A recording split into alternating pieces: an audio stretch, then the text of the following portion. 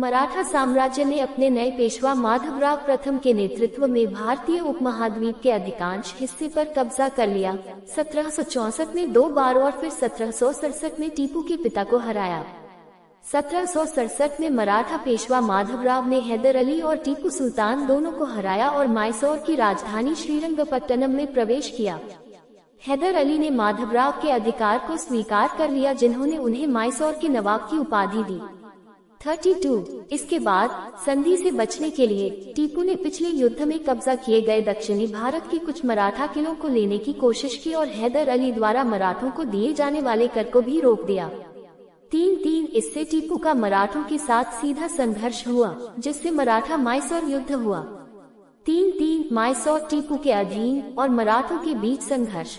गजेंद्रगढ़ की संधि के साथ संघर्ष समाप्त हो गया, जिसके अनुसार टीपू ने हैदर अली द्वारा कब्जा किए गए सभी क्षेत्र मराठा साम्राज्य को वापस कर दिए।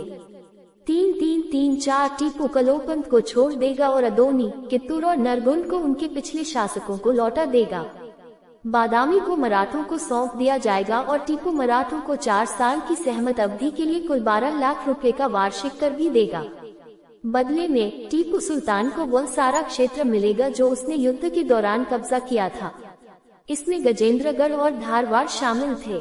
3 बदले में मराठों ने उनके अधिकार को मान्यता देने और टीपू सुल्तान को नवाब टीपू सुल्तान फतेह अली खान के रूप में संबोधित करने पर सहमति व्यक्त की। 36 हालांकि मराठों ने अंततः संधि से मुकर गए और चौथे एंग्लो मैसूर युद्ध में मराठों ने ब्रिटिश ईस्ट इंडिया कंपनी को अपना समर्थन दिया, जिससे अंग्रेजों को 1799 में मैसूर पर कब्जा करने में मदद मिली।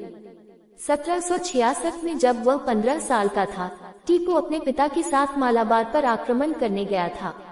उत्तरी मालाबार में थालासेरी में तेलीचेरी की घेराबंदी की घटना के बाद 39 हैदर अली ने मालाबार में अपने क्षेत्रों को खोना शुरू कर दिया। मालाबार पर अधिकार को पुनः स्थापित करने के लिए टीपू मैसूर से आया था। नेदुनकोट्टा की लड़ाई 1789-90 के बाद मानसून की बाढ़, त्रावणकोर बलों के कड़े प्रतिरोध और श्रीरंगपट्टनम में अंग्रेजों के हमले की खबर के कारण वह वापस चला गया। 1789 में टीपू सुल्तान ने त्रावणकोर के धर्मराजा द्वारा कोचीन में 2 डच नियंत्रित किलों के अधिग्रहण पर विवाद किया। दिसंबर 1789 में उन्होंने कोयम्बटूर में सेना एकत्र की और 28 दिसंबर को त्रावणकोर की तर्ज पर हमला किया, ये जानते हुए कि त्रावणकोर मैंगलोर की संधि के अनुसार ब्रिटिश ईस्ट इंडिया कंपनी का सहयोगी था।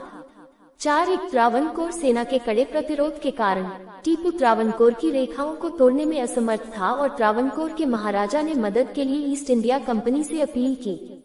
जवाब में लॉर्ड कॉर्नवालिस ने कंपनी और ब्रिटिश सैन्य बलों को जुटाया और टीपू का विरोध करने के लिए मराठों और हैदराबाद के निजाम के साथ गठबंधन किया। 1790 इसके बाद वह कर्नाटक में उतरे और अंततः पौंडीचेरी पहुंचे, जहां उन्होंने फ्रांसीसियों को संघर्ष में शामिल करने का असफल प्रयास किया। 1791 में उनके विरोधी सभी मोर्चों पर आगे बढ़े। कॉर्नवालिस के नेतृत्व में मुख्य ब्रिटिश सेना ने बेंगलुरु पर कब्जा कर लिया और श्रीरंगपट्टनम को खतरे में डाल दिया। टीपू ने ब्रिटिश आपूर्ति और संचार को परेशान किया और स्थानीय संसाधनों को अंग्रेजों को देने से इनकार करने की जलाए गए धरती की नीति अपनाई। 41 इस अंतिम प्रयास में वह सफल रहा, क्योंकि प्रावधानों की कमी के कारण कॉर्नवालिस को श्रीरंगपट्टनम की घेराबंदी करने के बजाय बेंगलुरु वापस जाने के लिए मजबूर होना पड़ा। वापसी के बाद टीपू ने कोयम्बटूर में सेना भेजी, जिसे उन्होंने लंबी घेराबंदी के बाद वापस ले लिया। 1792 का अभियान टीपू के लिए विफल रहा। मित्र देशों की सेना के पास पर्याप्त आपूर्ति थी और टीपू श्रीरंगपट्टनम से पहले बेंगलुरु और बॉम्बे से सेनाओं के मिलन को रोकने में असमर्थ था। 41 घेराबंदी के लगभग 2 सप्ताह बाद टीपू ने आत्मसमर्पण की शर्तों के लिए बातचीत शुरू की। आगामी संधि में उसे अपने आधे क्षेत्र मित्र देशों को सौंपने के लिए मजबूर होना पड़ा। 26 और अपने 2 बेटों को बंधक के रूप में तब तक छोड़ना पड़ा जब तक कि वह अपने खिलाफ अभियान के लिए अंग्रेजों को युद्ध क्षतिपूर्ति के रूप में निर्धारित 3 करोड़ 30 लाख रुपए का पूरा भुगतान नहीं कर देता। उसने 2 किस्तों में राशि का भुगतान किया और मद्रास से अपने बेटों को वापस